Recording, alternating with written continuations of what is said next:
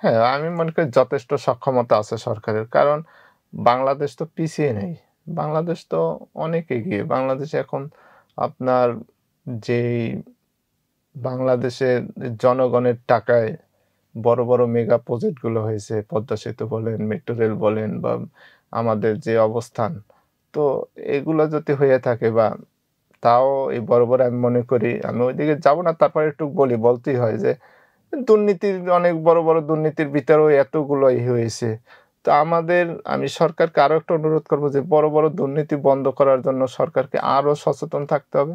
আর যদি দুর্নীতি না হয় বাংলাদেশের যে মানে আর্থিক সচ্ছলতা বা আর্থিক যে অবস্থা, আমি মনে করি এই কর্মচারীদের যে বেঁচে থাকার জন্য যতটুক দরকার যে কর্মচারীদের কারণ কর্মচারীরা কাজ করবে। কর্মচারীরা তো অন্য জগতের কিছু না। কর্মচারী বাংলাদেশেরই জনগণ। এটা এমন না যে কর্মচারীদের এই বেতন দিলে এটা বিদেশ চলে যাচ্ছে বা অন্য কোথায় যাচ্ছে।